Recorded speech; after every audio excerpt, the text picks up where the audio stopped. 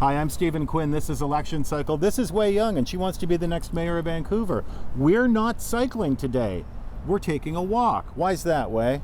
I tore my meniscus muscle in my knee about a year or so ago, so I was on crutches for 3 months, and I'm just back into my heels now. My doctors say it's not a good idea yet. All right, we'll take it easy. Let's go. First off, do you see any advantage to protected bicycle lanes, to separated bicycle lanes?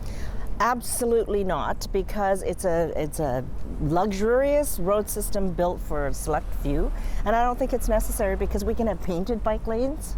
We can have, like little reflector things on the road. We don't have to have separated bike lanes to have safe bike lanes. You've talked about this ideological war. Yes. What's the ideological war that The you're talking ideological about? war is about traffic gridlock, and why has the City of Vancouver's transportation department purposefully, ideologically, blocked roads in Vancouver so that it would slow down traffic, so that people can't turn right or left. I think that what we're going to be doing is not tearing down the viaducts. That's a $4.5 billion save. The viaduct is not $4.5 billion. Where do you get that number? I got that number from a report. From what report? A City of Vancouver report. The cost of tearing down the viaduct, plus building the new road network, plus building 1,800 units of social housing is about $1.7 billion. The cost to take down the viaducts by itself is about $360 million. Those are the latest numbers from the City of Vancouver. So how does it serve you to say it's going to cost $4.5 billion? Because I have read other reports, Stephen, that say that it's going to cost $4.5 billion. But that's just not right.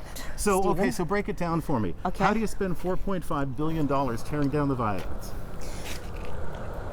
I'm not going to break it down to you right now because I don't have that report in front of me. Do you recall where the report came from? It's from some very credible sources. How do you build family housing that people can afford in the city? So we're proposing several really critical things. One, we will never sell another square inch of city land because we're going to keep that for Vancouverites.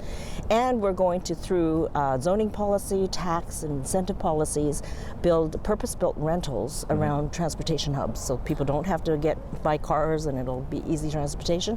But in addition to that, we're also going to leverage and work in a 3P partnership to build what we call entry-level housing for millennials and workers and young families. What does that look like? What that looks like is that people can get into the housing market and get their foot into the housing market, and I think that that's really exciting. As owners, you mean? As owners. So we're looking at a price point of about $300,000. Yeah. So if they have something like $45,000 as a down payment, that means a monthly mortgage, including monthly fees and everything else, property taxes, of about $1,500 a month. And what do I get for my $300,000?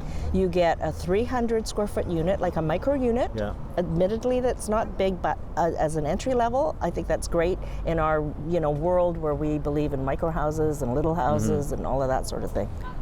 Really appreciate your time today. Thank you so much. Thank you. Appreciate your time. Thank you.